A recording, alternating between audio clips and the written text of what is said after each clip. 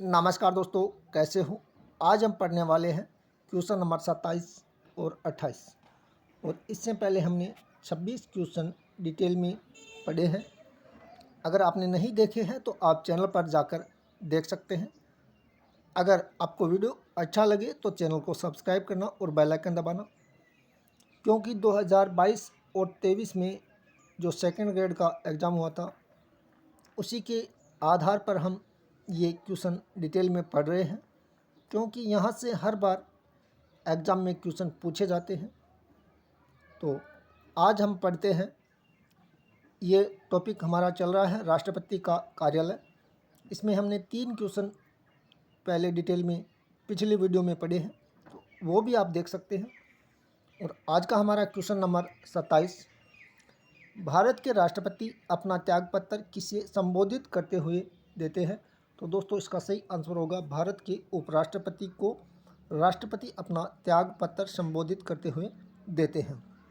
अब जो कुछ इम्पोर्टेंट अनुच्छेद हैं वो भी हम देख लेते हैं। राष्ट्रपति उपराष्ट्रपति को संबोधित अपने हस्ताक्षर सहित लेख द्वारा अपना पद त्याग सकेगा।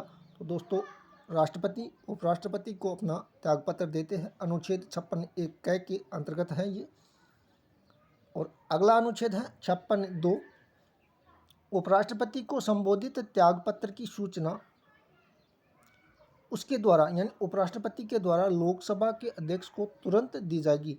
तो दोस्तों अनुच्छेद 56(2) में उपराष्ट्रपति को संबोधित त्यागपत्र राष्ट्रपति के द्वारा उपराष्ट्रपति को संबोधित त्यागपत्र है, उसकी सूचना उपराष्ट्रपति के द्वारा तुरंत लोकसभा अध्यक्ष को दी जाती है। अनुच्छेद 60, राष्ट्रपति द्वारा शपथ या प्रतिज्ञान का प्रावधान किया गया है। तो दोस्तों आप इस अनुच्छेद 60 को इस प्रकार याद कर सकते हैं, जैसे 60 है, 60 में आप निकाल सकते हैं 60 से से शपथ, इस प्रकार आप इसे याद भी कर सकते हैं।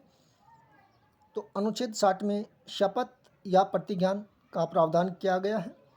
राष्ट्रपति पद ग्रहण करने से पूर्व भारत के उच्चतम न्यायालय के न्यायाधीश अथवा अगर न्यायाधीश अनुपस्थित होता है तो उच्चतम न्यायालय के ज्येष्ठतम न्यायाधीश यानी वरिष्ठतम न्यायाधीश के समक्ष शपथ ग्रहण करेगा।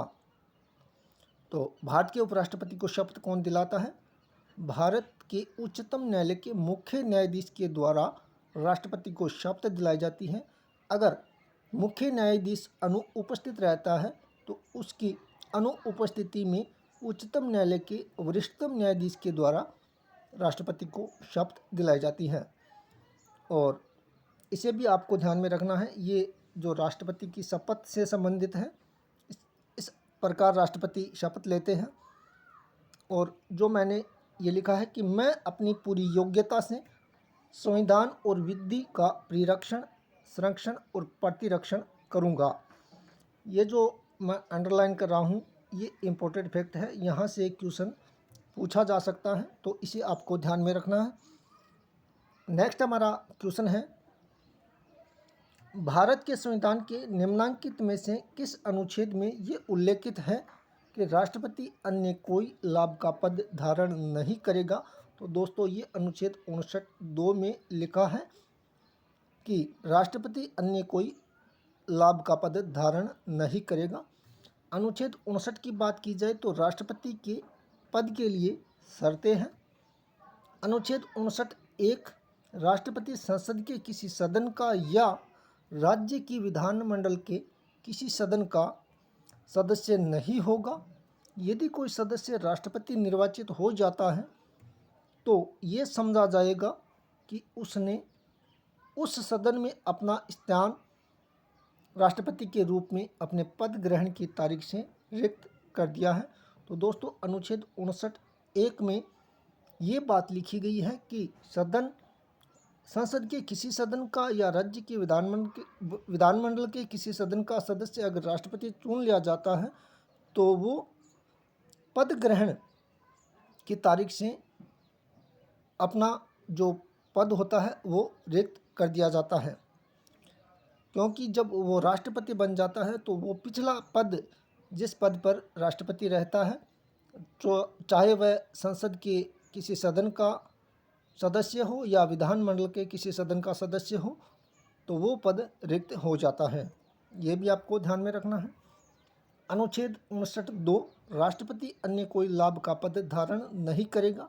अनुच्छेद 59(3) राष्ट्रपति बिना किराया दिए अपने शासकीय निवासों के उपयोग का हकदार होगा।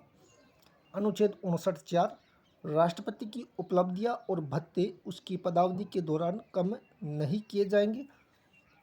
तो धन्यवाद दोस्तों, आज के हमारे ये 2 क्वेश्चन कंप्लीट हमने डिटेल में पढ़े हैं।